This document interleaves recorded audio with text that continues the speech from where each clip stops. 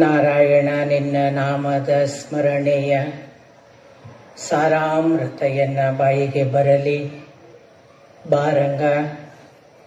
ಕನಸಿನೊಳಗಲಿ ನನಸಿನೊಳಗಲಿ ಮನಸ್ಸು ಕೆಟ್ಟಿರಲಿ ಮುನಿದಿರಲಿ, ಜನಕಜಾಪತಿ ನಿನ್ನ ಅಭೀಷ್ಟದ ಸ್ಮರಣೆಯ ಅಷ್ಟಾಕ್ಷರ ಮಂತ್ರ ಜಪಿಸುವ ಹಾಗೆ ಬಾರಂಗ.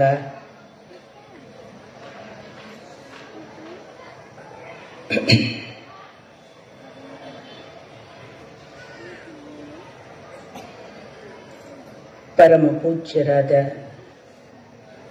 ಶ್ರೀ ಸಿದ್ದೇಶ್ವರ ಸ್ವಾಮೀಜಿಯವರ ಅಡಿಗಳಲ್ಲಿ ಮಣಿದು ವೇದಿಕೆ ಮೇಲಿರುವ ಎಲ್ಲ ಪರಮ ಪೂಜ್ಯರಿಗೂ ಕೂಡ ನಮಿಸಿ ಆಶೀರ್ವಾದ ಬೇಡುತ್ತಾ, ನಿರಂತರವಾದ ಪೂಜ್ಯರ ಜೊತೆಗಿನ ಸಂವಾದವನ್ನು ಏರ್ಪಡಿಸಬೇಕು ಅನ್ನುವ ಹಂಬಲದಿಂದ ಇಂಥದೊಂದು ನಿರಂತರ ಸಂಸ್ಥೆ ಕಟ್ಟಿದ ಬಳಗಕ್ಕೆ ವಂದಿಸಿ, ನೆರೆದಿರುವ ಎಲ್ಲ ಹಿರಿಕಿರಿಯರ ಪದತಲಕ್ಕೆ ಹಣೆ ಹಚ್ಚಿ ನಮಸ್ಕಾರ.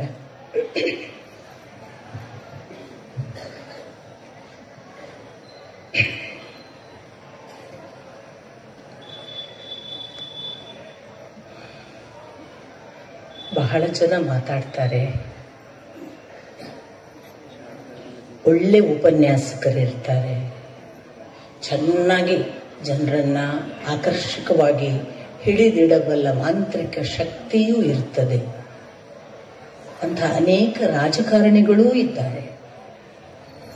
ಆದರೆ ಅವರಿಗೆ ಲಾರಿಯಲ್ಲಿ ಅವರನ್ನು ದುಡ್ಡು ಕೊಟ್ಟು ಕರ್ಕೊಂಡು ಬರಬೇಕಾದ ಪ್ರೇಕ್ಷಕರ ಅನಿವಾರ್ಯತೆ ಬರುತ್ತೆ, ಅಥವಾ ಯಾವುದೋ ರಾಜಕೀಯದ ಇನ್ಯಾವುದೋ ಒತ್ತಡದ ಕಾರ್ಯಕರ್ತರಾದ ಅನಿವಾರ್ಯತೆಗೋ ಪ್ರಲೋಭನೆಗಳಿಗೋ ಒಳಗಾಗಿ ಜನ ಬರಬೇಕಾಗತ್ತೆ. ಸಹಸ್ರಾರು ಜನ ಒಂದು ರಾಣಿ ಜೇನು ಹೋದಾಗ ಗೊತ್ತೇ ಇಲ್ಲದೆ ಬೆನ್ನು ಹತ್ತುವ ಜೇನಿನ ಸಮೂಹದ ಹಾಗೆ ಸಂಪೂರ್ಣ ಸೆಳೆತಕ್ಕೆ ಮಾಂತ್ರಿಕ ಶಕ್ತಿಯೋ ಇನ್ಯಾವುದೋ ಕಾರಣವಲ್ಲದೆ ತನ್ನ ಬದುಕನ್ನೇ ಮುಡಿಪಾಗಿಟ್ಟು ಅರ್ಥ ಕೊಟ್ಟ ಒಬ್ಬ ವ್ಯಕ್ತಿಯ ಹಿಂದೆ ಹೋಗೋದಿದೆಯಲ್ಲ, ಅದು ಅಪರೂಪಕ್ಕೆ ಅಪರೂಪ, ಕೆಲವರಿಗೆ ಮಾತ್ರ ಸಾಧ್ಯ. ಅದನ್ನು ತನ್ನ ಜೀವಿತಾವಧಿಯಲ್ಲಿ ಅಪ್ಪ ಅವರು ನಮಗೆ ನಮ್ಮ ಕಾಲಘಟ್ಟದಲ್ಲಿ ನಡೆದು ತೋರಿಸಿದ್ದಾರೆ. ಸುಮ್ಮನೆ ನೆನಪು ಮಾಡಿಕೊಂಡ್ರೆ ಆ ಮಾತು ಎಷ್ಟು ಸಂಗೀತದ ಹಾಗೆ, ಅದು ಎಷ್ಟು ಯಾವುದೋ ಒಂದು ಮಗುವಿಗೆ ಜೋಗುಳ ಹಾಡುವ ರೀತಿಯದ್ದು, ಯಾವುದೋ ದುಃಖಿಸುವವನ ಬೆನ್ನ ಮೇಲೆ ಕೈ ಆಡಿಸುವ ಸಾಂತ್ವನದ ಮಾದರಿಯದ್ದು, ಎಲ್ಲೋ ಕೂತ ಹಕ್ಕಿಗೆ ತನ್ನ ಸಂಗಾತಿ ಹಾಡುತ್ತಿದೆಯೇನೋ ಅನ್ನುವ ಹಾಗೆ ಹಕ್ಕಿ ಕೂಡ ಕೇಳಬೇಕು ಅನ್ನಿಸುವಂತಹ ಒಂದು ಲಯದ ಮಧುರವಾದ ಸ್ವಾದವುಳ್ಳ ಆ ಭಾವ ಎಲ್ಲಿಂದ ಬಂತು? ನಿಮಗೆ ಗೊತ್ತಿರಲಿಕ್ಕೆ ಸಾಕು. ವಿವೇಕಾನಂದರು ಶ್ರೀರಾಮಕೃಷ್ಣ ಪರಮಹಂಸರ ಹತ್ತಿರ ಬಂದಾಗ ಅವರು ಒರಟೊರಟಾದ ಒಬ್ಬ ವ್ಯಕ್ತಿ. ತನ್ನ ಪಾಡಿಗೆ ತಾನು ಓದುವ ಆ ಪದವೀಧರನಾಗಬೇಕು ಅನ್ನುವ ಕಾನೂನಿನ ಆ ಶಿಕ್ಷಣ, ಅದರ ಜೊತೆಗೆ ಇದ್ದಂತಹ ಈ ಒಂದು ದಾರಿಯವರ ಬಗ್ಗೆ ಅನುಮಾನ, ಸಂಶಯ, ನಂಬಿಕೆ ಇಲ್ಲದ ಒಂದು ಅನುಮಾನದ ನೋಟ, ಇಂಥವುಗಳನ್ನುಳ್ಳ ಶ್ರೀರಾಮಕೃಷ್ಣ ಪರಮಹಂಸರ ಹತ್ತಿರ ಬಂದ ಒಬ್ಬ ಪುಂಡಾಟದ ಹುಡುಗ ನರೇಂದ್ರ. ಆ ನರೇಂದ್ರನಿಗೆ ಶ್ರೀರಾಮಕೃಷ್ಣ ಪರಮಹಂಸರು ಏನೂ ಮಾಡಲಿಲ್ಲ. ರಾಮಕೃಷ್ಣ ಪರಮಹಂಸರಿಗೆ ಒಂದು ಎತ್ತರವಿತ್ತು. ಅದು ಯಾವ ಎತ್ತರ ಅಂತಂದ್ರೆ, ಈ ನರೇಂದ್ರನನ್ನು ಅದ್ಯಾವುದೋ ಪುಟ್ಟ ಹುಡುಗ ಭಜನೆ ಮಾಡುವ ಹೊತ್ತಿಗೆ ನೋಡಿಬಿಟ್ಟಿದ್ರು. ಆಗ ಕಣ್ಣು ನೋಟವನ್ನ ಹರಿಸಿ ಈ ಹುಡುಗ ನನ್ನ ಬಳಿಗೆ ಬರಲಿಕ್ಕಿದ್ದಾನೆ ಅಂತ ತೀರ್ಮಾನ ಮಾಡಿದ್ರು. ಹಾಗೆ ಬಂದಂತಹ ನರೇಂದ್ರ ಎಂದೂ ಜೀವನದಲ್ಲಿ ಹಾಡಿದವರಲ್ಲ. ಭಜನೆಯನ್ನು ಗುಂಪಿನಲ್ಲಿ ಹಾಡಿದಾಗ ಒಬ್ಬ ಭಜನೆ ಮಾಡುವ ಸಂಗೀತಗಾರನಾಗಿ ಕಲಿತವರಲ್ಲ. ಆದರೆ ಯಾವಾಗ ರಾಮಕೃಷ್ಣ ಪರಮಹಂಸರು ಒಂದು ತೊಡೆಯ ಮೇಲೆ ಕೈ ಇಟ್ಟು ಪರಿವರ್ತಿಸಿದರಲ್ಲ, ವಿವೇಕಾನಂದರಾಗುವ ಹೊತ್ತಿಗೆ ಸ್ವರಕ್ಕೆ ಮಾಧುರ್ಯ ಬಂತು. ಭಕ್ತಿಯ ಪ್ರವಾಹದಲ್ಲಿ ಸಂಗೀತ ತಾನೇ ತಾನಾಗಿ ಒದಗಿ ಬಂತು, ಒಲಿದು ಬಂತು. ಇವೆಲ್ಲ ಪರಿವರ್ತನೆಗಳು ಯಾರಲ್ಲಿ ಆಗ್ತವೆ? ಅವರ ಕಂಠ ಮಧುರವಾಗ್ತದೆ, ಅವರ ಭಾಷೆ ಮೃದುವಾಗ್ತದೆ, ಅವರು ನಡೆ ನುಡಿಗಳಲ್ಲಿ ಅತ್ಯಂತ ಮಾರ್ಧವ ಸ್ಥಿತಿಯನ್ನು ತಲುಪ್ತಾರೆ. ನೋಡುವವರಿಗೆ ಒಂದು ಪ್ರೀತ್ಯಾಸ್ಪದ ವ್ಯಕ್ತಿಯ ಹಾಗೆ ಆಕರ್ಷಿತರಾಗ್ತಾರೆ. ಇನ್ನಿಲ್ಲದಂತೆ ಅವರ ಬಗ್ಗೆ ನಮಗೆ ಬಹಳ ಭಗವದ್ ಭಾವ ಶುರುವಾಗ್ತದೆ. ಅದೆಲ್ಲವೂ ಕೂಡ ಆಗುವುದು ಹುಟ್ಟಿನಿಂದ ಅಲ್ಲ, ಹಿಂದೊಂದು ಪರಿಶ್ರಮ, ನಿರಂತರವಾಗಿ ತನ್ನೊಳಗನ್ನು ತಾನು ಹುಡುಕುವ ಶೋಧ. ನಾನು ಬಂದದ್ದು ಯಾಕೆ, ಎಲ್ಲಿಂದ ಬಂದೆ, ಎಲ್ಲಿಗೆ ಹೋಗಲಿಕ್ಕಿದ್ದೇನೆ, ಇದು ಇಷ್ಟೇನಾ? ಈ ಶರೀರದಲ್ಲಿ ಬಂದ ಮಾತ್ರಕ್ಕೆ ಇರುವ ಇಂದ್ರಿಯಗಳ ಆಕರ್ಷಣೆ, ಇದರ ಜೊತೆಗಿರುವಂತಹ ನನ್ನ ಸುಖ, ಅದರ ಲೋಲುಪತೆ, ಅದರ ಮೋಹ, ಅದಕ್ಕೆ ಸಂಬಂಧಪಟ್ಟ ಅನೇಕ ಅಪೇಕ್ಷೆಗಳು, ಅದರಲ್ಲಿ ತೊಡಗಿಕೊಂಡು ಪಡೆಯುವ ಯಾವುದೋ ಲಾಭ, ಅದರ ಜೊತೆಗೆ ಪಡೆಯುವ ನನ್ನದೇ ಆದ ಸಂಸಾರ ಅನ್ನುವ ಖುಷಿ, ಇದಿಷ್ಟೇನಾ ಅಂತ ಹೇಳುವ ಪ್ರಶ್ನೆಗಳ ಜೊತೆಗೇನೆ ಇದಿಷ್ಟೇ ಅಲ್ಲ ಅಂದಾಗ ಇದರಿಂದ ವಿರಕ್ತರಾಗದೆ, ಇದು ಅಪ್ಪ ಅವರ ವ್ಯತ್ಯಾಸ. ಎಲ್ಲರೂ ಹೇಗಾಗ್ತಾರೆ ಅಂದ್ರೆ ಬದುಕಿನಿಂದ ವಿರಕ್ತರಾಗ್ತಾರೆ, ವಿಮುಖರಾಗ್ತಾರೆ. ಬದುಕಿನಿಂದ ವಿಮುಖರಾಗಿ ವಿರಕ್ತರಾಗುವವರಿಗೆ ಜೀವನ ಒಂದು ದ್ರವ್ಯ ಭಾವವೇ ಇಲ್ಲದ, ಆರ್ದ್ರತೆಯೇ ಇಲ್ಲದ ಒಣ ಮರುಭೂಮಿಯ ಹಾಗಾಗ್ತದೆ. ಅಪ್ಪ ಅವರು ಪದೇ ಪದೇ ಹೇಳ್ತಿದ್ದ ಮಾತುಗಳನ್ನು ನೆನಪಿಸ್ಕೊಳ್ಬೇಕು. ಎಷ್ಟು ಚಲೋ ಅದ ನೋಡ್ರಿ ಪ್ರಕೃತಿ, ಎಷ್ಟು ಚಲೋ ನೀರ್ ಹರಿತಾವ ನೋಡ್ರಿ, ಎಂಥ ನದಿಗಳನ್ನು ಹುಡ್ಸ್ಯಾನ ಭಗವಂತ, ಎಲ್ಲ ಭೂಮಿ ಮೇಲೆ ಸುಂದರವಾಗಿ ಅರಳಿರೋ ಹೂಗಳನ್ನು ನೋಡ್ರಿ, ಆಕಾಶದ ಚಿಕ್ಕಿಗಳನ್ನು ನೋಡ್ರಿ, ಅಲ್ಲಿ ಬೆಳಗ್ತಿರೋ ಚಂದಮಾನನ್ನು ನೋಡ್ರಿ, ಎಲ್ಲರೂ ಎಷ್ಟು ಚಲೋ ಚಲೋ ಇಟ್ಕೊಂಡು ನಿಂತಾರ. ನಮಗ ಅನುಭವಿಸ್ಲಿಕ್ಕೆ ಭಗವಂತ ಇಷ್ಟೆಲ್ಲ ಕೊಟ್ಟಾನ, ಕಣ್ತುಂಬ ನೋಡ್ಕೋರಿ ಅಂತ ಹೇಳುವ ಹೊತ್ತಿಗೆನೆ ಅಪ್ಪ ಅವ್ರು ಎಚ್ಚರಿಸ್ತಾ ಇದ್ರು. ಎಷ್ಟು ದಿವಸ ಇರಾಕಿರ್ತದೆ ಇದೆಲ್ಲ ನೋಡ್ಕೋತ ಕೊಂಡ್ರಲಕ್ ಬಹಳ ದಿವಸ ಅದ ಏನು? ಹೋಗೋರದೀವಿ ಒಂದ್ ದಿವಸ, ಹೋಗೋ ಮೊದ್ಲು ಎಲ್ಲ ಚಲೋತ್ನಾಗ ಭಗವಂತ ಕೊಟ್ಟದ್ದನ್ನು ನೋಡ್ಕೋತ ಅನುಭವಿಸ್ಕೋತ ಹೋಗ್ಬೇಕು ಅನ್ನುವಾಗಲೇ ಅಪ್ಪ ಅವರು ನಮ್ಮಕ್ಕಿಂತ ಭಿನ್ನ ಆಗೋದು. ನಾವೆಲ್ಲ ಇದನ್ನು ಅನುಭವಿಸುವುದರಲ್ಲಿ ಮುಳುಗಿದ್ದೇವೆ. ಅಪ್ಪ ಅವರು ಅನುಭವಿಸಿ ಅಂತ ಹೇಳ್ತಾ ಇಷ್ಟಕ್ಕೆ ಬಂದವರಲ್ಲ, ಇನ್ನೇನೋ ನೋಡೋದಕ್ಕಿದೆ, ಇನ್ನೇನೋ ಕಾಣೋದಕ್ಕಿದೆ, ಇದ್ರೊಳಗೆ ಮುಳುಗಿ ಬಿಟ್ರೆ ಅದನ್ನು ಕಳ್ಕೋತೀವಿ ಅನ್ನೋ ಎಚ್ಚರವನ್ನು ಕೂಡ ಹೇಳ್ತಾ ಬಂದ್ರು. ಹೀಗೆ ಮಾಡುವುದರ ಹಿಂದೆ ಈಗಾಗಲೇ ಹರ್ಷಾನಂದರು ಬಹಳ ಸುಂದರವಾಗಿ ಹೇಳಿದ ಹಾಗೆ ಅವರ ಗುರುಗಳಿದ್ದಾರೆ, ಪರಮ ಗುರುಗಳಿದ್ದಾರೆ. ಒಬ್ಬ ವ್ಯಕ್ತಿ ತಾನು ಹೇಗೆ ಗುರುಗಳ, ಪರಮ ಗುರುಗಳ ಆಶೀರ್ವಾದದಲ್ಲಿ ತನ್ನ ಇಡೀ ದೇಹವನ್ನು ಕೊಟ್ಟುಕೊಂಡು ಕೆತ್ತಿಕೊಂಡರೆ ಯಾವ ಆಕಾರ ತಳೆಯಬಹುದು ಅನ್ನುವುದಕ್ಕೆ ಹೇಗೆ ನಾನು ವಿವೇಕಾನಂದರ ಉದಾಹರಣೆ ಕೊಟ್ಟೆ ಅಲ್ಲ, ಹಾಗೆ ಅಪ್ಪ ಅವರು. ಯಾಕೆಂದ್ರೆ ಬಂದ ಹುಡುಗ 15ರ ಒಳಗಿನವ. ನಾವು ನೀವುಗಳೆಲ್ಲ 15ರಲ್ಲಿ ಏನನ್ನು ಯೋಚಿಸ್ತಿದ್ದೀವಿ? ನಮಗೆ ಯೋಚಿಸ್ಲಿಕ್ಕಿದ್ದಂತ ವಿಚಾರಗಳೇ ಬೇರೆ, ಕಂಡ ಕನಸುಗಳೇ ಬೇರೆ, ನೋಡಿದ ವಸ್ತುಗಳೇ ಬೇರೆ, ಹುಡುಕಿದ ಸಂಗತಿಗಳೇ ಬೇರೆ. ಆದರೆ ಅಪ್ಪ ಅವರು ಹುಡುಕಿದ್ದು ನೋಡಿ, ಆ ಮಲ್ಲಿಕಾರ್ಜುನಪ್ಪ ಸ್ವಾಮಿಗಳು ಹೇಳ್ತಿದ್ದಂತಹ ಭಗವದ್ಗೀತೆ, ಉಪನಿಷತ್ತಿನ ಮಂತ್ರಗಳ ಆಕರ್ಷಣೆ, ಅವರು ಹೇಳ್ತಿದ್ದಂತಹ ವೇದ ಸಂಗತಿಗಳು, ಅವರು ಬದುಕಿದ್ದಂತಹ ಕಠೋರ ವ್ರತ. ಅವರು ಕೂಡ ಜಂಗಮನ ಹಾಗೆ ಅಲ್ಲಲ್ಲಿ ಹೋಗಿ ಉಪನ್ಯಾಸ ಮಾಡ್ತಿದ್ರು. ಅವರ ಆ ಪರಂಪರೆಯನ್ನೇ ತಾನು ಮುಂದುವರಿಸುವ ಒಬ್ಬ ಧೀರರಾದ್ರಲ್ಲ ಅಪ್ಪ ಅವರು. ಅದನ್ನು ಕನಸು ಕಂಡು ಹೋದದ್ದೇನು ಅಲ್ಲ, ಇಲ್ಲೇನೋ ವಿಶೇಷ ಇದೆ. ಹಾಗೆ ಹೋಗುವಾಗ ನನಗೆ ಎಷ್ಟೋ ಸಾರಿ ಅನಿಸೋದು, ಅಪ್ಪ ಅವರು ಒಂದು ಮಾತು ಬರೀತಾರೆ. ಈ ಮಲ್ಲಿಕಾರ್ಜುನಪ್ಪ ಅವರ ಗುರುಗಳು ಶಿವಾನಂದ ಸ್ವಾಮಿಗಳು, ಅವರ ಬಗ್ಗೆ ಹೇಳ್ತಾರೆ ಅವರು, ಶಿವಾನಂದ ಸ್ವಾಮಿಗಳು ಎಂಥ ಒಬ್ಬ ಗೃಹಸ್ಥನಾಗಿದ್ದುಕೊಂಡು ಕೂಡ ಎಂಥ ಒಂದು ಅನುಸಂಧಾನ ಅಂತಂದ್ರೆ, ಸಿದ್ಧಾಂತ ಶಿಖಾಮಣಿ ರೇಣುಕಾಚಾರ್ಯರದ್ದು. ರೇಣುಕಾಚಾರ್ಯರ ಸಿದ್ಧಾಂತ ಶಿಖಾಮಣಿಯನ್ನ ತಾನು ಸಂಪಾದಿಸುವ ಹೊತ್ತಿಗೆ ಅವರು ಮಾಡಿದಂತಹ ಕಠೋರ ನಿಷ್ಠೆ, ಆ ಮೂಲಕ ಅವರು ತನ್ನ ಗೃಹಸ್ಥಾಶ್ರಮದಲ್ಲಿ ಇದ್ದೇ ಒಂದು ಸನ್ಯಾಸದ ಅನುಭವವನ್ನು ಪಡೆದಂತಹ ಆ ಪರಮ ಸ್ಥಿತಿ, ಅದು ಶಿವಾನಂದ ಸ್ವಾಮಿಗಳಿಂದ ತನ್ನ ಗುರುಗಳಿಗೆ ಅಂದ್ರೆ ಮಲ್ಲಿಕಾರ್ಜುನಪ್ಪ ಅವರಿಗೆ, ಆ ಮಲ್ಲಿಕಾರ್ಜುನಪ್ಪ ಅವರಿಂದ ತನಗೆ ಬರುವವರೆಗೆ ಒಂದು ಧಾರೆ ಅನ್ನುವ ಆ ಮಾತುಗಳನ್ನೆಲ್ಲ ಓದುವಾಗ ಅನ್ಸುತ್ತೆ, ಒಂದು ಪೂರ್ವ ಪರಂಪರೆಯ ಘನ ಅಸ್ತಿತ್ವ ಅಡಿಪಾಯಕ್ಕೆ ನಮ್ಮನ್ನರ್ಪಿಸಿಕೊಂಡರೆ ಎಲ್ಲವೂ ಸಿದ್ಧ ಮಾದರಿಯಲ್ಲಿ ಅವರು ನಮಗೆ ಕೊಡಬಲ್ಲರು. ಆ ಸಿದ್ಧ ಮಾದರಿಯಲ್ಲಿ ಕೊಡುವಾಗ ನಾವು ಕೂಡ ನಮ್ಮಷ್ಟಕ್ಕೆ ಅರಳುವ ಒಂದು ಪ್ರಕ್ರಿಯೆ ಇದೆಯಲ್ಲ, ಅದು ಭಗವದ್ ಅನುಗ್ರಹ. ಅಂಥದ್ದೊಂದು ಸಿದ್ದೇಶ್ವರ ಅಪ್ಪ ಅವರ ಜೊತೆಗಿನ ನಡೆ, ನುಡಿ, ಒಡನಾಟ, ಆ ಭಗವಂತನ ಜೊತೆಗಿನ ಅನುಸಂಧಾನದ ಹಾಗೆ ಅವರು ಗುರುಗಳ ಜೊತೆಗೆ ಇದ್ದದ್ದು, ಮಲ್ಲಿಕಾರ್ಜುನಪ್ಪ ಅವರ ಜೊತೆಗೆ ಇದ್ದಂತಹ ಕ್ರಮಗಳನ್ನೆಲ್ಲ ನಾನು ಕೆಲವು ಅವರ ಶಿಷ್ಯರ ಮೂಲಕನೇ ಕೇಳಿರುವ ಸಂಗತಿಗಳನ್ನು ಮತ್ತು ಅವರು ಆ 6 ಸಂಪುಟಗಳಲ್ಲಿ ಬರೆದಂತಹ ಕೆಲವು ಮಾತುಗಳನ್ನು ಓದಿದ್ರೆ ರೋಮಾಂಚನ ಆಗ್ತದೆ. ಒಬ್ಬ ಗುರುವಿನ ಜೊತೆಗೆ ಈ ಪರಿ ತನ್ನನ್ನು ಅರ್ಪಿಸಿಕೊಳ್ಳುವುದು. ಹಾಗೆ ಅರ್ಪಿಸಿಕೊಳ್ತಾ ಸಿದ್ದೇಶ್ವರ ಅಪ್ಪ ಅವರಲ್ಲಿ ಅವರನ್ನು ಕೇಳ್ತಾ ನೋಡಿ, ಸಿದ್ದೇಶ್ವರ ಅಪ್ಪ ಅವರು ಒಂದು ಕಡೆ ಒಂದು ಸಂಗತಿ ಬರೀತಾರೆ. ರೇಣುಕಾಚಾರ್ಯರಿಗೆ ಅಗಸ್ತ್ಯರ ಸಂವಾದದ ಮೂಲಕ ಈ ಸಿದ್ಧಾಂತ ಶಿಖಾಮಣಿ ಹುಟ್ಟಿತು ಅಂತ ಅಷ್ಟೇ ಹೇಳಲ್ಲ, ಅದರ ಪೂರ್ವದಲ್ಲಿ ಒಂದು ವಾಕ್ಯ ಬರೀತಾರೆ ಅಪ್ಪ ಅವರು. ಶ್ರೀಕೃಷ್ಣನಿಂದ ಅರ್ಜುನನಿಗೆ ಭಗವದ್ಗೀತೆ ಹುಟ್ಟಿದ ಹಾಗೆ ರೇಣುಕಾಚಾರ್ಯರಿಗೆ ಅಗಸ್ತ್ಯರ ಸಂವಾದದಲ್ಲಿ ಈ ಸಿದ್ಧಾಂತ ಶಿಖಾಮಣಿ ಹುಟ್ಟಿತು ಅಂತ. ಅಂದ್ರೆ ಒಂದು ಭಗವಂತ ಒಬ್ಬ ಶಿಷ್ಯನಿಗೆ ಕೂತು ಹೇಳುವಾಗ ಎಂಥ ಮಹತ್ತರವಾದ ಸತ್ಯಗಳೆಲ್ಲ ಹೊರಗೆ ಬರುತ್ತೆ. ಜಗತ್ತಿಗೆ ಇನ್ಯಾರಿಗೂ ಕಾಣಿಸದ, ಕೇಳಿಸದ, ಗೊತ್ತಾಗಲಿಕ್ಕೆ ಸಾಧ್ಯವಿಲ್ಲದ ಸತ್ಯಗಳನ್ನು ಅವರು ಅರಳಿಸ್ತಾರೆ. ಹಾಗೆ ಕೃಷ್ಣ ಅರ್ಜುನನಿಗೆ ಅರಳಿಸಿದ್ದ, ಆ ಮೂಲಕ ಅರ್ಜುನನನ್ನು ಉದ್ಧರಿಸಿದ್ದ. ರೇಣುಕಾಚಾರ್ಯರನ್ನ ಅಗಸ್ತ್ಯ ಸಂವಾದದ ಮೂಲಕ ಉದ್ಧಾರ ಆಗಿದೆ. ನಮಗೆ ಅಂಥದೊಂದು ಸಂವಾದ ಭಗವಂತನ ಜೊತೆಗೆ ಮಾಡಿದ್ರೆ ನಾವು ಉದ್ಧಾರ ಆಗ್ಲಿಕ್ಕೆ ಬರ್ತದೆ ಅನ್ನುವುದು ಅಪ್ಪ ಅವರು ಕೊಡುವ ಸಂದೇಶ.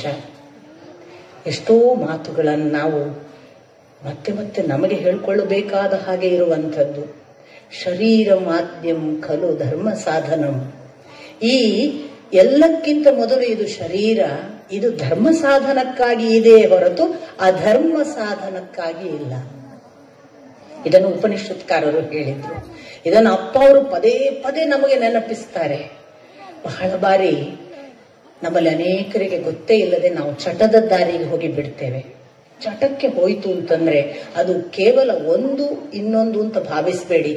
ಯಾವುದೋ ಒಂದು ಗುಟ್ಕಾ ತಿನ್ನುವುದರಿಂದ ತೊಡಗಿ, ಕುಡಿಯುವ ಮದ್ಯದ ಒಂದು ಮಾದಕತೆಯ ಹಿಂದೆ ಹೋಗುವ ಸಂಗತಿಯಿಂದ ಆರಂಭಿಸಿ, ಗಾಂಜಾ ತೆಗೆದುಕೊಳ್ಳುವ ಇನ್ನೊಂದು ಅಮಲು ಪದಾರ್ಥದ ಬೆನ್ನು ಹತ್ತುವ ಗುಲಾಮಗಿರಿಯ ಸ್ಥಿತಿಗೂ ತೊಡಗಿ, ಅದರಾಚೆಗೆ ವೇಶ್ಯಾವಾಟಿಕೆ ಅನ್ನುವ ಅದರ ಹಿಂದೆ ಹೋಗುವ ಅನೇಕ ದುಶ್ಚಟಗಳ ಪರಿಣಾಮಗಳನ್ನು ಗಮನಿಸಿ, ಎಲ್ಲವೂ ಒಂದೇ ಅಂತ ದಯವಿಟ್ಟು ನೆನಪಿಟ್ಟುಕೊಳ್ಬೇಕು.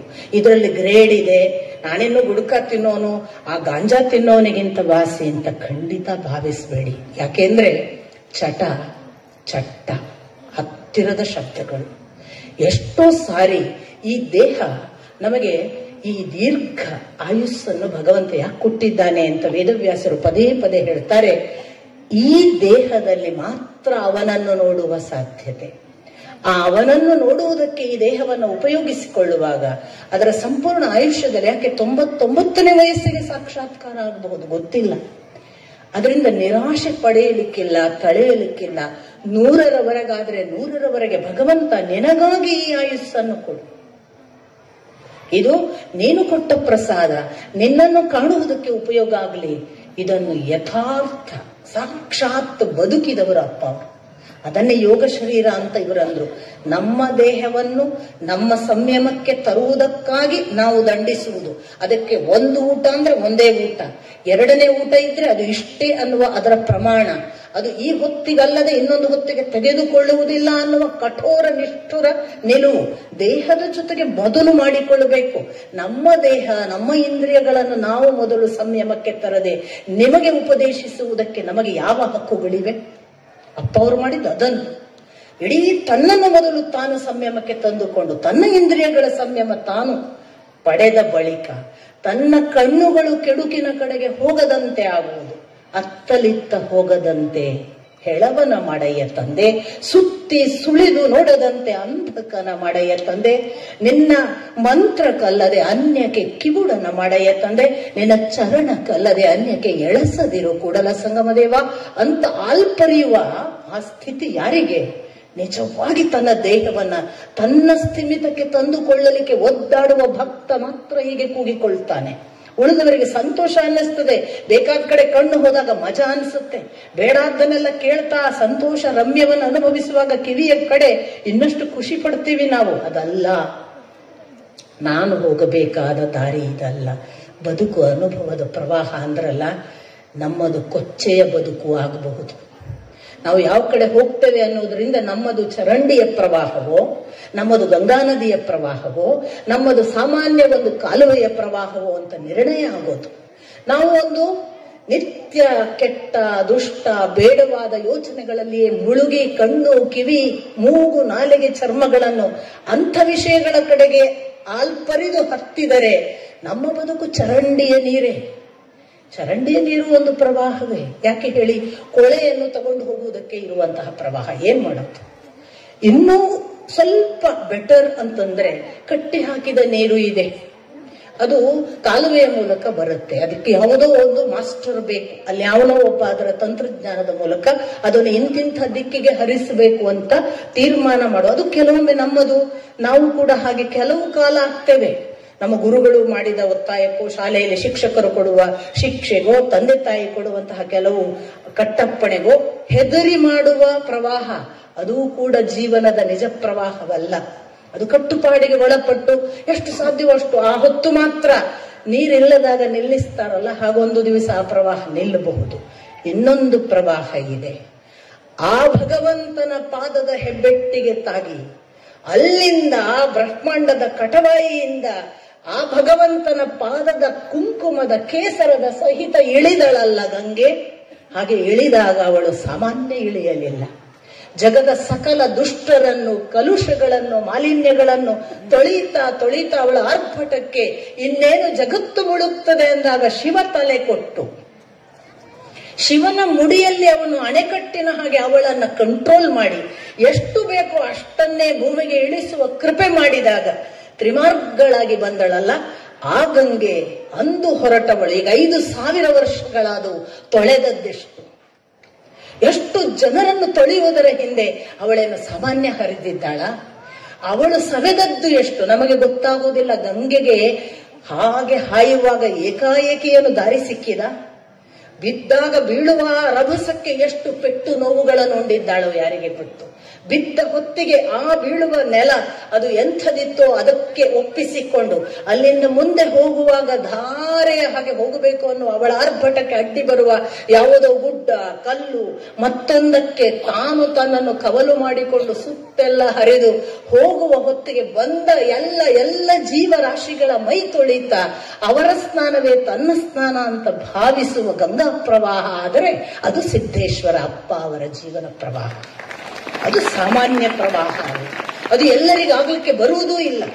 ಅಪರೂಪಕ್ಕೆ ಅನುಗ್ರಹ ಆಗ್ಬೇಕು. ಬ್ರಹ್ಮಾಂಡದ ಕಟವಾಯಿ ತೆರೆದಾಗ ಗಂಗೆ ಮಾತ್ರ ಅನುಗ್ರಹೀತಳಾಗಿ ಬಂದದ್ದು. ಎಲ್ಲ ನದಿಗಳಿಗೆ ಆ ಅನುಗ್ರಹ ಇಲ್ಲ. ಎಲ್ಲವೂ ಭಗವದ್ ಅನುಗ್ರಹದ ನದಿ. ಆದರೆ ಆ ಪರಿ ಗಂಗೆಗೆ ಯಾಕೆ ಹೆಸರು? ಜಗತ್ತಿನಲ್ಲಿ ಎಲ್ಲ ಕಲ್ಮಶಗಳನ್ನು ತೊಳೆಯುವ ನದಿ ಅಂದ್ರೆ ಗಂಗೆ ಅಂತಲೇ. ಅಪರೂಪಕ್ಕೆ ಒಂದೊಂದು ನದಿಗೆ ಯಾಕೆ ಹೇಳ್ತೇವೆ ಅಂದ್ರೆ ಅವಳು ಪಟ್ಟ ಪಾಡಿನ ಕಥೆ ಇದೆಯಲ್ಲ. ಅಲ್ಲಿ ಭಗೀರಥ ಇದ್ದಾನೆ. 60,000 ಮಕ್ಕಳನ್ನ ಶುದ್ಧ ಮಾಡಿದ ಸಗರನ ಮಕ್ಕಳ ಕಥೆ ಇದೆ. ಅದರ ಹಿಂದೆ ಶಿವನನ್ನ ಒಲಿಸಿ ಶಿವನು ಅನುಗ್ರಹ ಮಾಡಿ ತನ್ನ ಮುಡಿ ಕೊಟ್ಟ ಆ ಒಂದು ಭಕ್ತಿ ಇದೆ. ಎಲ್ಲ ಕೂಡಿದಾಗ ಗಂಗೆ ಆಗ್ತಾಳೆ. ಅವಳು ಭಗೀರಥಿ, ಅವಳು ಅಲಕ, ಅವಳು ಗಂಗೆ ಎಲ್ಲವನ್ನು ಹೇಳುವಾಗ ಅವಳು ಉಮೆ, ಅವಳು ಪಾರ್ವತಿ ಎಲ್ಲವೂ ಹೌದು. ಆ ಅರ್ಥದಲ್ಲಿ ಭಗವಂತನ ಆ ಅನುಗ್ರಹ ಪಡೆದು ಕೆಲವರ ಜೀವನ ಪ್ರವಾಹ ಸಕಲರನ್ನೂ ತೊಳೆಯಬಲ್ಲ, ಸಕಲರನ್ನೂ ಶುದ್ಧಗೊಳಿಸಬಲ್ಲ ಮತ್ತು ಸಕಲರ ಪಾಪಗಳನ್ನು ನಿವಾರಿಸಬಲ್ಲ ಶಕ್ತಿಯನ್ನು ಪಡೆಯುವ ಪ್ರವಾಹ ಆಗ್ತದೆ. ಅದನ್ನು ಅಪ್ಪ ಅವರು ಇಡೀ ಭಾರತದಾದ್ಯಂತ ಮಾತ್ರ ಅಲ್ಲ, ವಿದೇಶಗಳ ಎಲ್ಲ ಜನಸಾಮಾನ್ಯರನ್ನು ಮಾಡಿದ್ದಾರೆ. ಬಹಳ ಆಶ್ಚರ್ಯ. ಗಂಗೆ ಆದರೂ ಮೈಮುಟ್ಟ ನಾವು ಹೋಗಬೇಕು, ಕಣ್ಣಿಂದ ನೋಡಬೇಕು, ಅವಳ ಸಮೀಪ ಕುಳಿತುಕೊಳ್ಳಬೇಕು ಅನ್ನೋ ಮಾತುಗಳನ್ನು ವೇದವ್ಯಾಸರು ಬರೆಯುತ್ತಾರೆ. ಆ ಸಾಮೀಪ್ಯ, ಆ ನೋಟ, ಆ ಸಾನ್ನಿಧ್ಯ, ಆ ನಮ್ಮನ್ನು ನಾವು ಅರ್ಪಿಸಿಕೊಳ್ಳುವ ಸಮರ್ಪಣೆಯಿಂದ ಮಾತ್ರ ಗಂಗೆ ತೊಳೆಯುತ್ತಾಳೆ. ಅಪ್ಪ ಅವರು ದೂರವೇ ಇದ್ರು. ಯಾರನ್ನೂ ಹತ್ತಿರ ಕರೆಸ್ಕೊಂಡ್ರ? ಹಾಗೆ ನೋಡಿದ್ರೆ ಕರೆಸ್ಕೊಂಡಿಲ್ಲ. ಆದ್ರೆ ನಿಮ್ಮಲ್ಲಿ ಯಾರನ್ನೇ ಕೇಳಿದ್ರು ನಾವು ಅವ್ರಿಗೆ ಬಹಳ ಹತ್ರ ರೀ ಅನ್ನುವ ಭಾವ ಕೊಟ್ಟಿದ್ದಾರೆ. ಯಾರ ಹತ್ರನೂ ಮೈಮುಟ್ಟ ತೊಳಿಲಿಲ್ಲ ಅವರು, ಮೈಮುಟ್ಟ ಯಾರನ್ನೂ ಪ್ರೀತಿಸಲಿಲ್ಲ. ಆದರೆ ನಮಗೆಲ್ಲರಿಗೂ ಗೊತ್ತು ನಮ್ಮ ಮೈ ದಡವಿದ್ದಾರೆ. ನಮ್ಮನ್ನ ಎಲ್ಲರನ್ನೂ ಕೂಡ ಮುಳುಗಿ ಸ್ನಾನ ಮಾಡುವ ಅವಸ್ಥೆಗೆ ಎಂದಾದ್ರೂ ಅವರು ಸ್ನಾನ ಮಾಡಿಸಿದ್ದಾರಾ ಕೇಳಿದ್ರೆ, ನನಗಂತೂ ನನ್ನ ಜೀವನದ ಸಕಲ ಸ್ನಾನಗಳಲ್ಲಿ ಅಪ್ಪ ಅವರು ಸ್ನಾನ ಮಾಡಿಸಿದ ಅನುಭವ ಅನೇಕ ಬಾರಿ ಇದೆ. ಅದೆಲ್ಲವನ್ನು ಕೊಡಬಲ್ಲ ಸಾಧ್ಯತೆ ಎಲ್ಲಿಂದ? ಆ ಆರ್ದ್ರತೆ, ಆ ಮಾಧುರ್ಯ, ಆ ಒಳಗೆ ಇದ್ದಂತಹ ಅಂತಃಶಕ್ತಿಯ ಪ್ರಭಾವ. ಸುಮ್ಮನೆ ನೋಡ್ತಿದ್ರು ಅವರು, ಹೆಚ್ಚು ಮಾತಾಡ್ತಿರ್ಲಿಲ್ಲ. ನಮ್ಮನ್ನೇ ಮಾತಿಗೆ ಹಚ್ಚೋರು. ನಮ್ಮ ಮಾತನ್ನು ಹೇಗೆ ತಾನೊಬ್ಬ ಏನೂ ತಿಳಿಯದ ಮಗುವಿನ ಹಾಗೆ ಕೇಳೋರು. ನಮಗೆ ಆಶ್ಚರ್ಯ ಆಗ್ಬೇಕು, ಇವ್ರ ಹತ್ರ ನಾವು ಮಾತಾಡಕ್ ಬಂದಿದ್ದೀವಿ, ನಮ್ಮನ್ನು ಮಾತಾಡಿಸ್ತಾರಲ್ಲ ಅಂತ. ಎಷ್ಟೋ ಸಾರಿ ನನ್ಗನ್ಸುದ, ಮುಂಜಾವಿನ ಇನ್ನೂ ಸೂರ್ಯೋದಯದ ಹೊತ್ತು ನಮ್ಮ ಮನಸ್ಸು ಪರಿಶುಭ್ರವಾಗಿ ನಿದ್ರೆಯಿಂದ ಎದ್ದ ಮಗುವಿನ ಸ್ಥಿತಿಯಲ್ಲಿರುವಾಗ ಪಕ್ಷಿಗಳ ಕಲರವ ಕೇಳುವಾಗ ಯಾವ ಸುಖ ಕೊಡಬೇಕು ಅಂತ ಸುಖ ಕೊಡುವ ಬೆಳಗಿನ ಹೊತ್ತನ್ನು ಆಯ್ಕೆ ಮಾಡಿದ್ರಲ್ಲ.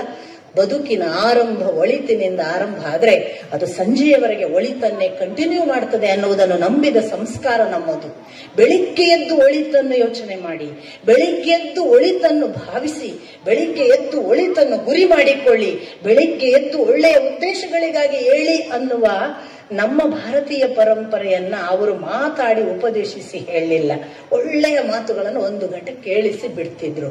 ಇನ್ನು ನಮ್ಮ ಪ್ರಾರಬ್ಧ ಕೇಳಿದ್ದನ್ನು ಆಚೆಗೆ ಹೊತ್ಕೊಳ್ಳೆ ಮರ್ತು ಇಡೀ ದಿವಸ ಬೇಡದ್ದನ್ನ ಮಾಡಿದ್ರೆ ಅದಕ್ಕೆ ಅಪ್ಪ ಅವರು ಜವಾಬ್ದಾರರಲ್ಲ. ಆದರೆ ನಮ್ಮ ರಾತ್ರಿ ಮುಕ್ತಾಯ ಆಗುವುದು ಕೂಡ ಹಾಗೆ. ನಾನೊಂದು ಕ್ರೈಸ್ತ ಕಾನ್ವೆಂಟಿನಲ್ಲಿ ಕಲಿತವಳು.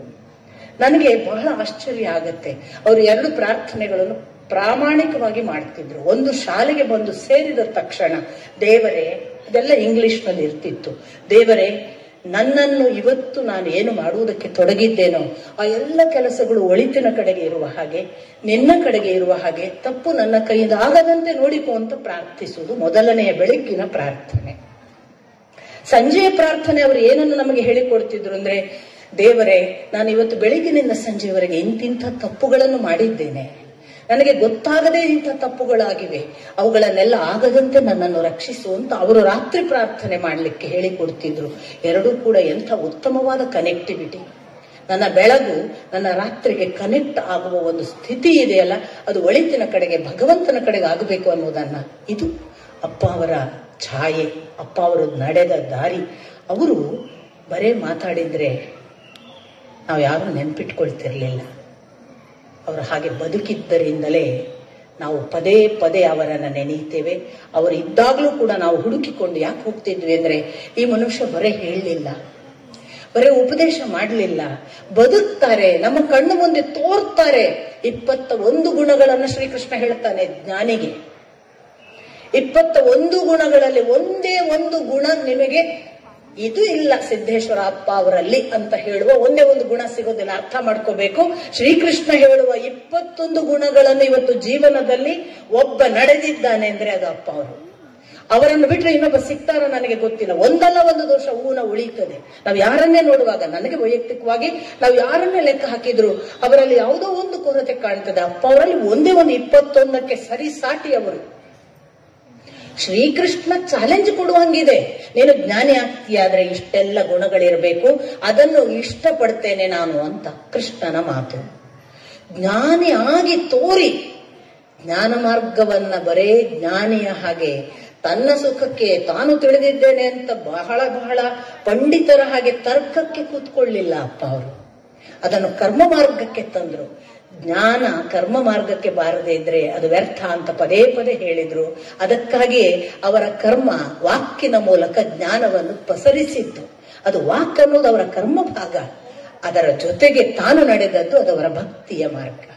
ಈ ಮೂರನ್ನು ಮೇಳೈಸುವಾಗ ನಮ್ಮ ಇಡೀ ಅಧ್ಯಾತ್ಮ ಪರಂಪರೆ ಈ ಮೂರರಲ್ಲಿ ಒಂದು ಮಾರ್ಗವನ್ನಾದರೂ ಅನುಸರಿಸುವ ಅನ್ನತ್ತೆ. ಮೂರನ್ನು ಮೇಳೈಸಿ ನಡೆಯಿರಿ. ವಾಸ್ತವಿಕ ಮೂರು ಅಲ್ಲ, ಮೂರೂ ಸೇರಿದಾಗ ಆಗುವಂತಹ ಒಂದು ಯೋಗ ಇದೆಯಲ್ಲ, ಅದಕ್ಕೆ ಸಂಪೂರ್ಣ ಯೋಗ ಅಂತ ಹೆಸರು ಅಂತ ಶ್ರೀ ಅರಬಿಂದರ ಮಾತು.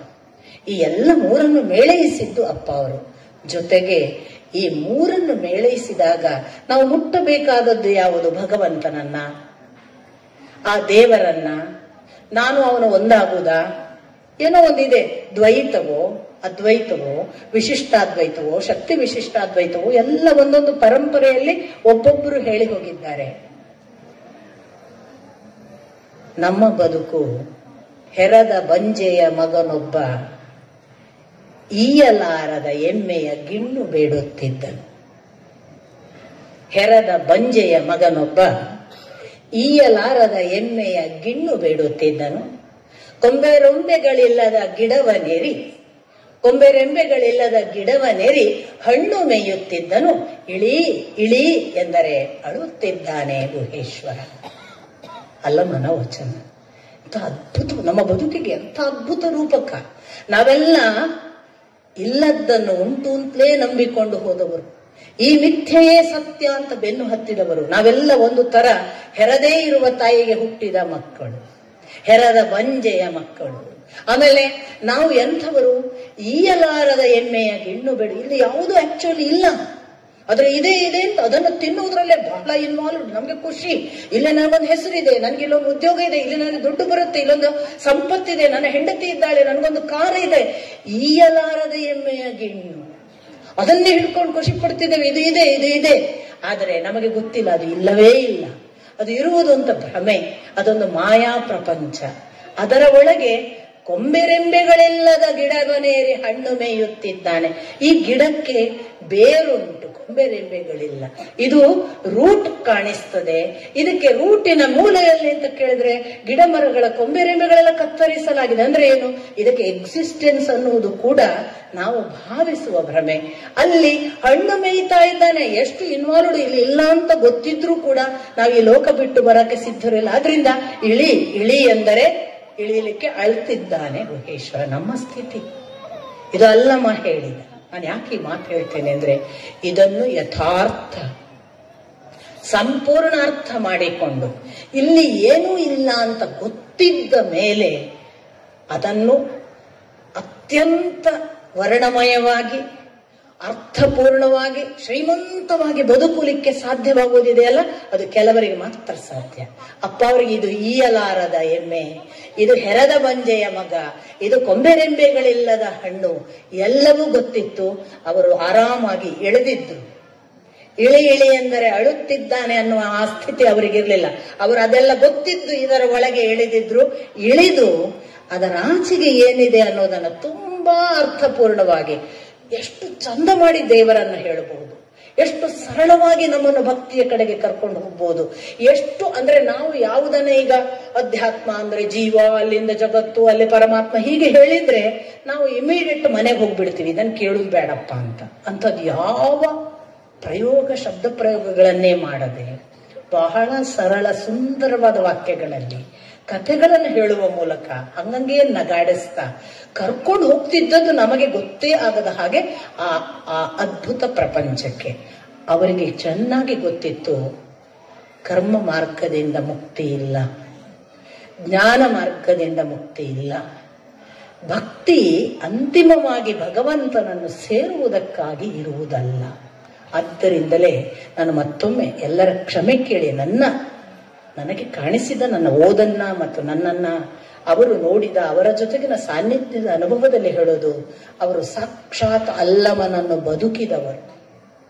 ಹೇಗೆ ಅಂದ್ರೆ, ಅವರು ಅಲ್ಲಮನ ಅನೇಕ ನಡೆ ನುಡಿಗಳೆಲ್ಲ ಅವರಲ್ಲಿ ಅಂತರ್ಗತವಾಗಿದ್ದು. ಒಂದು ಕಡೆ ಅಲ್ಲಮ ಹೇಳ್ತಾನೆ, ಜಪ ಮಣಿಯ ನೆನೆಸುತ್ತ ದಿನವ ನೂಕಬೇಡ, ಜಪ ಮಣಿಯ ನೆನೆಸುತ್ತ ದಿನವ ನೂಕಬೇಡ, ಕಣಿಯ ಕೇಳುತ್ತ ಕಾಲ ಕಳೆಯಬೇಡ, ಕಣಿಯ ಕೇಳುತ್ತ ಕಾಲ ಕಳೆಯಬೇಡ, ಕ್ಷಣದಲ್ಲಿ ಅರೆಕ್ಷಣ ನಿಜವ ನೆನಹು, ಕ್ಷಣದಳು ಅರೆಕ್ಷಣವಾದರೂ ನಿಜವ ನೆನಹು. ಬಹಳ ಒಳ್ಳೆಯ ಮಾತು ಕೊನೆಯದ್ದು. ಬೆಂಕಿಗೆ ಉಳ್ಳ ಗುಣ ಬಿಸಿ ನೀರಿಗೆ ಇಹುದೇ ಗುಹೇಶ್ವರ. ಬೆಂಕಿಗುಳ್ಳ ಗುಣ ಬಿಸಿ ನೀರಿಗೆ ಇಹುದೇ ಗುಹೇಶ್ವರ. ನೋಡಿ, ನಾವು ಅನೇಕ ಜನ ಏನ್ ಮಾಡ್ತಿದ್ದೇವೆ ಅಂದ್ರೆ ರಿಚುವಲ್ ನ ಬೆನ್ನು ಹತ್ತಿದ್ದೇವೆ. ದಿನಾ ಬೆಳಿಗ್ಗೆ ಪೂಜೆ ಮಾಡಬೇಕು, ಇಂತಿಂಥ ಮಂತ್ರ ಹೇಳ್ಬೇಕು, ಇಷ್ಟು ಸಾರಿ ಹೇಳ್ಬೇಕು ಅಂತ ನನ್ನ ಗುರುಗಳು ಹೇಳಿದ್ದಾರೆ, ಇಷ್ಟು ಸಾರಿ ಜಪಮಣಿಯನ್ನು ಎಣಿಸಿ ಇಂಥ ನಾಮಸ್ಮರಣೆ ಮಾಡಬೇಕು, ಇಂತಿಂಥ ವ್ರತ ನಿಯಮಗಳ ಪ್ರಕಾರ ನನ್ನ ದಿನಗಳನ್ನು ಕಳಿಬೇಕು. ಇದು ಒಂದು ಪದ್ಧತಿ ಇದೆ. ನಾನು ಅಲ್ಲಗಳೆಯುವುದಲ್ಲ. ಅಲ್ಲಮ ಅದರ ಆಚೆಗೆ ಹೋಗಿ ಅಂತಾನೆ. ಜಪವ ನೆನೆಸುತ್ತ ದಿನವ ಕಳೆಯಬೇಡ. ಹೌದು, ಕಡೆಗೆ ಏನಾಗುತ್ತೆ? ದಿನ ಎಲ್ಲ ನಾನು ಇವತ್ತು 1008 ಮಾಡ್ಲಿಲ್ಲ, ಇವತ್ತು 2008 ಮಾಡ್ಲಿಲ್ಲ, ಇದರ ಕಡೆಗೆ ದಿನಗಳು ಕಳೆದು ಹೋದ್ರೆ ಏನಾಗುತ್ತೆ? ಜಪಮಣಿ ಮತ್ತು ನಾಮಸ್ಮರಣೆಯೇ ನಿನ್ನ ಆದ್ಯಂತವಾದ ಜೀವನ ಆಗ್ಬಹುದು. ಅದರ ಆಚೆಗೆ ಹೋಗು. ಇನ್ನು ಕಣಿಯ ಕೇಳುತ್ತ ಕಾಲ ಕಳೆಯಬೇಡ. ಎಲ್ಲೋ ಯಾರೋ ಬಂದು ಹೇಳ್ತಾನೆ ನಿನ್ನ ಭವಿಷ್ಯದಲ್ಲಿ ಹಿಂಗಿದೆ, ಅದನ್ನು ಕೇಳುವುದು, ಯಾರ ಹತ್ರ ಹೋಗುದು. ಇವತ್ತು ನನಗೆ ಅವನು ಹೇಳಿದ ಪ್ರಕಾರ ನನಗೆ ಇಂಥ ಆಪತ್ತುಂಟಂತೆ, ಅದಕ್ಕೇನೋ ಪರಿಹಾರ, ಅಲ್ಲಿ ಹೋಗೋದು. ಇವನು ಮುಗಿಸಿದ್ಮೇಲೆ ಇನ್ನೊಬ್ಬ ಸಿಗ್ತಾನೆ, ಅವ ಹೇಳ್ತಾನೆ ಹಾಗಲ್ಲ, ನಿನ್ನ ಬದುಕಿನಲ್ಲಿ ಹೀಗಾಗ್ಲಿಕ್ಕೆ ಉಂಟು, ನೀನು ಈ ತರ ಮಾಡಿದ್ರೆ ಹೀಗೆ ನಿನಗೆ ಸಂಪತ್ತು ಬರುತ್ತೆ, ಅವನ ಹಿಂದೆ ಹೋಗೋದು.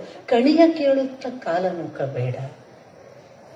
ಇವೆಲ್ಲ ಹೊರ ಜಗತ್ತಿನ ಸುಖಕ್ಕೆ ಕಾಲ ಕಳೆಯುವ ವ್ಯರ್ಥ ಆಲಾಪಗಳಾಗ್ಬೋದು. ನಿಜವಾಗಿ ಮಾಡಬೇಕಾದದ್ದೇನು? ಆ ಒಂದು ಜೀವನದಲ್ಲಿ ಒಂದೊಂದು ಕ್ಷಣವೂ ಮುಖ್ಯ. ಅದರಲ್ಲಿ ಅರೆ ಕ್ಷಣವಾದರೂ ನಿಜವ ನೆನಪು. ನಾನು ಅಂತ ಒಬ್ಬ ನಿಜ ಇದ್ದಾನೆ, ಸತ್ಯ. ನಿಜ ಅನ್ನೋದಕ್ಕೆ ತಾನು ಅಂತ ಅರ್ಥ. ಹಳೆಗನ್ನಡದಲ್ಲಿ ತನ್ನ ನಿಜ ಸುತನ ಕರೆಯೋದು ಅಂದಾಗ ತನ್ನ ಮಗನನ್ನು ಕರೆಯೋದು ಅಂತ. ನಿಜ ಅಂದ್ರೆ ನೋಡಿ, ನಮಗೆ ಸಂಬಂಧಪಟ್ಟದ್ದು ಮಾತ್ರ ನಿಜ, ಆತ್ಮಕ್ಕೆ ಸಂಬಂಧಪಟ್ಟದ್ದು ಮಾತ್ರ ನಿಜ. ನಾನು ನಿಮಗೆ ಹೇಳ್ಬೋದು ಸುಳ್ಳನ್ನು, ನನಗೆ ನಾನು ಹೇಳಲಿಕ್ಕೆ ಬರೋದಿಲ್ಲ. ನನಗೆ ನಾನು ಹೇಳುವುದು ಅದು ನಿಜ. ಈ ತರ ನಿಜವನ್ನು ನನ್ನ ಆತ್ಮವನ್ನು ನೆನೆಯುವುದಿದೆಯಲ್ಲ, ಅದನ್ನು ಅರೆ ಕ್ಷಣವಾದರೂ ಮಾಡುವುದು ಅಲ್ಲಮ್ಮ. ಕೊನೆಯ ವಾಕ್ಯ, ಬೆಂಕಿಯ ಗುಣ ಬಿಸಿ ನೀರಿಗೆ ಹೋದೆ ಈಶ್ವರ. ಇಲ್ಲಿ ಬಿಸಿ ನೀರು ಯಾವುದು? ಬೆಂಕಿ ಅನೇಕ ಗುಣಗಳನ್ನೇ ಉಳ್ಳದ್ದು ಅಲ್ವಾ. ಅದು ಕುದೀತದೆ, ಮುಟ್ಟಿದ್ರೆ ಸುಡುತ್ತೆ, ಅದಕ್ಕೂ ಕೂಡ ಯಾವುದನ್ನ ಬೇಯಿಸುವ ಗುಣ ಇದೆ, ಎಲ್ಲ ಸರಿ. ಹಾಗಾಗಿ ಜಪ ತಪ ಕಣಿ ಕೇಳುವುದೆಲ್ಲ ಬಿಸಿ ನೀರಿನ ಗುಣಗಳು. ಆದರೆ ಅದು ಬೆಂಕಿಯ ಗುಣ ಅಲ್ಲ. ಭಗವಂತನನ್ನು ಕಾಣುವುದಕ್ಕೆ ಜಪತಪಗಳು ಪರ್ಯಾಯ ಆಗಲಾರವು. ಜಪತಪಗಳು ಇವೆ, ಒಂದು ಮಾರ್ಗ, ಆದರೆ ಅದೇ ಅಲ್ಲ. ಯಾಕೆ? ಬಹಳ ಇಂಟ್ರೆಸ್ಟಿಂಗ್. ಅದರೊಳಗೊಂದು ಒಳ್ಳೆಯ ಸೂಚನೆ ಇದೆ. ಏನು ಹೇಳಿ? ಒಂದು ನೀರು ಬಿಸಿ ಬಿಸಿ ನೀರೇ ಆದರೂ ಕೂಡ ಬೆಂಕಿಗೆ ಹಾಕಿದ್ರೆ ಅದು ಬೆಂಕಿಯನ್ನು ಆರಿಸಬಲ್ಲುದು. ಭಗವಂತ ಇಲ್ಲ ಆಗಬಹುದು. ನಿಮ್ಮ ಜಪತಪದಲ್ಲಿ ಮೈ ಮುಳುಗಿದರೆ, ನೀವು ವ್ರತ ನಿಯಮಗಳ ಬೆನ್ನು ಹತ್ತಿದರೆ, ನೀವು ಇದೇ ಸತ್ಯ ಅಂತ ಭಾವಿಸಿದರೆ ಮೂಲ ಸತ್ಯವೇ ಇಲ್ಲವಾಗಬಹುದು ಅನ್ನುವುದು ಅಲ್ಲಮ ಕೊಟ್ಟ ಸೂಚನೆ. ಪದೇ ಪದೇ ಬದುಕನ್ನು ನಡೆದ ಅಪ್ಪ ಅವರು, ಇವರು ಈಗಾಗಲೇ ಹೇಳಿದ ಹಾಗೆ ಅವರ ಮಾತು ಸತ್ಯವಲ್ಲದ್ದು ಆಗಲಿಕ್ಕೆ ಸಾಧ್ಯವಿಲ್ಲ. ನನಗೆ ಒಂದು ಬಾರಿ ಭೇಟಿಯಾದಾಗ ಅವ್ರು ಮೊದಲು ಕೇಳೋದು, ಆರಾಮದಿರಿ, ಹೆಂಗದಿರಿ, ಆರಾಮದಿರಿ. ಕೂಡಲೇ ಹ್ಞೂನ್ರಿ ಅಪ್ಪ ಅವರೇ, ನಿಮ್ಮ ಆಶೀರ್ವಾದ ಅಂತಿದ್ದೆ. ಅಪ್ಪ ಅವರು ಅವಾಗ ಕೈ ನೋವು, ಕಾಲು ನೋವೆಲ್ಲ ಫ್ರಾಕ್ಚರ್ ಆದ ಸಂದರ್ಭ. ಅಪ್ಪ ಅವ್ರು ನನಗೆ ಕೂಡಲೇ ಹೇಳಿದ್ರು, ನೀವು ಆರಾಮಿರ್ತೀರಿ, ಯಾಕಂದ್ರೆ ನೀವು ಆನಂದ ಸ್ವರೂಪಿಗಳು. ನನಗೆ ದಿಗಿಲಾಯಿತು. ಯಾಕೆ ದಿಗಿಲಾಯಿತು ಅಂದ್ರೆ, ಅಪ್ಪ ಅವರ ಮಾತು ಅದು ಆಶೀರ್ವಾದ. ನಾನು ನಿಜವಾಗಿ ಆನಂದ ಸ್ವರೂಪಿ ಅಂದ್ರೆ ಏನು? ನನ್ನ ಆತ್ಮದ ಗುಣವನ್ನು ಅವ್ರು ಹೇಳ್ತಿದ್ದಾರೆ ಕಂಡು. ನೀವು ನಂಬ್ತಿದ್ರೆ ನಂಬಿ, ಎಷ್ಟೋ ಸಂದರ್ಭದಲ್ಲಿ ದುಃಖ ಬಂದಾಗ ಅಪ್ಪ ಅವರು ಹೇಳಿದ್ದಾರೆ, ನಾನು ಆನಂದ ಸ್ವರೂಪಿ ಅಂತ. ಯಾಕೆ ದುಃಖ ಅಂತ ನಾನು ಹೊರಗೆ ಬರಲಿಕ್ಕೆ ಅವರ ಮಾತು ಸಹಾಯ ಮಾಡಿದೆ. ಯಾಕೆಂದ್ರೆ ಅಪ್ಪ ಅವರ ಮಾತು ಸತ್ಯ. ನನ್ನ ದುಃಖ ಅದು ಅಲ್ಲ, ಅದು ಸುಳ್ಳು. ನನ್ನ ದುಃಖ ಅದು ಈ ಆತ್ಮಕ್ಕೆ ಸಂಬಂಧಪಟ್ಟದ್ದಲ್ಲ. ಇಲ್ಲಿರುವ ಯಾವುದೋ ಲೌಕಿಕದ ಆಕರ್ಷಣೆ, ಇಲ್ಲಿರುವ ಯಾವುದೋ ಲೌಕಿಕದ ಬಾಂಧವ್ಯ ಅಂತ ನನ್ನನ್ನು ಎಳ್ಕೊಂಡು ಆನಂದ ಸ್ವರೂಪಕ್ಕೆ ನಾನಿರ್ಬೇಕು, ನಾನು ಆನಂದಿ ಆಗಬೇಕು ಅಂತ ನಿರಂತರ ಪ್ರಾಕ್ಟೀಸ್ ಮಾಡೋದಿಕ್ಕೆ, ಅನುಸಂಧಾನ ಮಾಡೋದಕ್ಕೆ ನಾನು ಅವರ ಆಶೀರ್ವಾದವನ್ನ ತಗೊಂಡೆ. ಇವತ್ತು ದೇವರ ದಯದಿಂದ ನನಗೆ ಕಾರಣವಿಲ್ಲದೆ ದುಃಖಿಸಿಯೇ ಗೊತ್ತಿಲ್ಲವಾಗಿದೆ. ಅಪ್ಪ ಅವರ ಆಶೀರ್ವಾದ ಅಲ್ವಾ? ಗೊತ್ತೇ ಇಲ್ಲ, ಯಾಕಾದ್ರೂ ಅಳಬೇಕು ಅಂತಲೇ ಗೊತ್ತಿಲ್ಲ ಅನ್ನುವ ಸ್ಥಿತಿ ತಲುಪಬೇಕಾದ್ರೆ ಅಪ್ಪ ಅವರ ಆಶೀರ್ವಾದ. ಇನ್ನೊಂದು ಸಂದರ್ಭದಲ್ಲಿ ಸಾರ್ವಜನಿಕವಾಗಿ ನನ್ನನ್ನು ಕುಳ್ಳಿರಿಸಿ ಅಪ್ಪ ಅವರು ನನಗೊಂದು ಆಶೀರ್ವಾದ ಮಾಡಿದ್ರು. ಇಲ್ಲಿ ಕುಂತಾರಲ್ಲ, ಅವರು ಸಾಮಾನ್ಯರಲ್ಲ, ಬ್ರಹ್ಮವಾದಿನಿಯರು ಅಂತ. ಆಗಲೂ ನನಗೆ ದಿಗಿಲು. ಯಾಕೆಂದ್ರೆ ಇನ್ನೂ ಕೊಚ್ಚೆಯಲ್ಲಿದ್ದು ಬೀಳ್ತಾಲೆ, ಇನ್ನೂ ಯಾವುದೇ ಸರಿದಾರಿಗಳನ್ನ ಪಡೆಯದ ನನ್ನ ಸ್ಥಿತಿಯನ್ನ ನಾನೇ ವಿಮರ್ಶೆ ಮಾಡಿಕೊಂಡಾಗ ಅಪ್ಪ ಅವರ ಮಾತಿಗೆ ಅಲ್ಲಿ ಕೂತು ಅತ್ತಿದ್ದೇನೆ ನಾನು, ಇವ್ರು ಯಾಕೆ ಈ ಮಾತು ಹೇಳಿದ್ರು ಅಂತ. ಆದರೆ ಪ್ರತಿ ನಡೆ ತಪ್ಪುವ ಸಂದರ್ಭ ಬಂದರೆ, ಎಲ್ಲಿಯಾದರೂ ಎಚ್ಚರ ತಪ್ಪಿ ದೋಷಕ್ಕೆ ಆಕರ್ಷಿತಳಾಗುವ ಸ್ಥಿತಿ ಬಂದರೆ, ಹೋಗ್ತಾ ಇರುವ ಹೆಜ್ಜೆಯಲ್ಲಿ ಹೀಗೆ ಹೋಗಬೇಕಾದವಳು ಹೀಗೆ ಹೋಗಬೇಕು ಅನ್ನಿಸುವ ಸಂದರ್ಭ ಬಂದರೆ ಅಪ್ಪ ಅವರ ಮಾತು ನನಗೆ ಗಂಟೆ ಹಾಗೆ ಬಾರಿಸ್ತಿತ್ತು. ಬ್ರಹ್ಮವಾದಿನಿಯರು, ಬ್ರಹ್ಮವಾದಿನಿಯರು ಅಂದಾಗ ಎಂಥ ಜವಾಬ್ದಾರಿ ಅದು. ಆ ಜವಾಬ್ದಾರಿಯನ್ನು ನನಗೆ ಹೇಳಿದ್ದಾರೆ ಅಂದ್ರೆ ನಾನು ನಡೆ ತಪ್ಪಬಾರದು. ಹೀಗೆಲ್ಲ ದೊಡ್ಡವರ ಮಾತುಗಳು ಅನುಗ್ರಹ ಪೂರ್ವಕ ಕೇವಲ ಮಾತುಗಳಾಗಿ ತತ್ಕಾಲದ ಒಂದು ವಿಮರ್ಶೆಯೋ ಆಶೀರ್ವಾದವಾಗಿಯೋ ಉಳಿಯೋದಿಲ್ಲ. ಜೀವಮಾನ ಪರ್ಯಂತ ಕೈ ಹಿಡಿದು ನಡೆಸುವ ಬಹಳ ದೊಡ್ಡ ಶಕ್ತಿಗಳಾಗಿ ನಮ್ಮ ಜೊತೆಗೆ ಇರ್ತವೆ ಅನ್ನೋದು ನನ್ನ ಅನುಭವ ಮಾತ್ರ ಅಲ್ಲ, ಜೊತೆಗೆ ನಡೆದ ಇವರೆಲ್ಲರ ಅನುಭವ ಅಂತ ನಾನು ಭಾವಿಸ್ತೇನೆ. ನಿಮಗೂ ಕೂಡ ಅಂತ ಅನೇಕ ಅನುಭವಗಳಾಗಿರ್ತವೆ. ನಾವು ಎಷ್ಟೋ ಸಾರಿ ಆ ಅನುಭವಗಳನ್ನ ಅಲ್ಲಿಗೆ ಬಿಟ್ಟು ಹೋಗೋದ್ರಿಂದ ಕಳ್ಕೋತೀವಿ. ಅವುಗಳನ್ನೆಲ್ಲ ಬೊಗಸೆಯಲ್ಲಿ ದೊಡ್ಡ ದೊಡ್ಡ ಸಂಪತ್ತನ್ನು ಕಟ್ಟಿಟ್ಟ ಹಾಗೆ ಕಟ್ಟಿಕೊಂಡರೆ ಅಪ್ಪ ಅವರು ನನಗೆ ಕೊಟ್ಟಿರುವ ಸಂಪತ್ತು, ನಿಮಗೆ ಕೊಟ್ಟಿರುವ ಸಂಪತ್ತು ಸಾಕ್ಷಾತ್ ಗಂಗೆಯ ಪ್ರವಾಹದ ಹಾಗೆ. ನಾವು ಪರಿಶುದ್ಧರಾಗಲಿಕ್ಕೆ ಅವರ ಅಷ್ಟೂ ಆಶೀರ್ವಾದ ಸಾಕು. ಅದು ಕೇವಲ ಮಾತಲ್ಲ, ಕೇವಲ ಮಾತಲ್ಲ. ದಯವಿಟ್ಟು ನಾವು ಮತ್ತೆ ನೆನಪಿಸಿಕೊಳ್ಳಬೇಕು. ಅದು ಜೀವನವನ್ನು ನಡೆದು ತೋರಿ ಬದುಕಿ ಅನುಸಂಧಾನ ಮಾಡಿ ಹಠಕ್ಕೆ ಬಿದ್ದು ತಾನು ಅಂಥದನ್ನೇ ಕೊನೆಯವರೆಗೆ ಮುಟ್ಟಲೇಬೇಕು ಅಂತ ತೀರ್ಮಾನ ಮಾಡಿ ಆ ಹಠ ಸಾಧನೆಯ ಮೂಲಕ ಕಟ್ಟ ಕಡೆಗೆ ಬಯಲಾಗುವವರೆಗೆ ನಡೆದು ನುಡಿದ ಬದುಕು. ಹಾಗಾಗಿ ಒಂದು ತಕ್ಕಡಿಯಲ್ಲಿ ನಾನು ನುಡಿದದ್ದನ್ನು, ಇನ್ನೊಂದು ತಕ್ಕಡಿಯಲ್ಲಿ ನಾನು ನಡೆದದ್ದನ್ನು ಇಟ್ಟರೆ ತಕ್ಕಡಿಯಲ್ಲಿ ಒಂದಂಶ ವ್ಯತ್ಯಯವಾದರೆ ಪ್ರಾಣವ ನೀವೇ ಕೂಡಲ ಸಂಗಮ ದೇವ ಅಂತ ಬಸವಣ್ಣ ಹೇಳಿದನಲ್ಲ, ಅಂಥ ಧೀರ ಬದುಕು. ಇಲ್ಲಿ ವ್ಯತ್ಯಾಸವೇ ಇಲ್ಲ. ಏನು ನಡೆದಿದ್ದಾರೋ ಅದನ್ನು ನುಡಿದಿದ್ದಾರೆ, ಏನು ನುಡಿದಿದ್ದಾರೋ ಅದನ್ನು ನಡೆದಿದ್ದಾರೆ. ಅವರನ್ನಲ್ಲದೆ ಇನ್ಯಾರನ್ನು ಒಲಿಯುತ್ತಾನೆ ಭಗವಂತ. ಅದರಿಂದ ನಾನು ಯಾಕೆ ಅಲ್ಲಮನಂತೆ ಅಂತ ಹೇಳಿದೆ ಅಂದ್ರೆ, ಅವನು ಎಲ್ಲದರಲ್ಲೂ ಇದ್ದ, ಆದರೆ ಯಾರ ಒಟ್ಟಿಗೂ ಇರಲಿಲ್ಲ. ಎಲ್ಲ ಸಹಸ್ರ ಜನ ಶರಣರನ್ನು ಬಸವಣ್ಣ ನಡೆಸ್ಕೊಂಡು ಹೋದಾಗ ಬಸವಣ್ಣನ ಬೆನ್ನಿಗಿದ್ದ.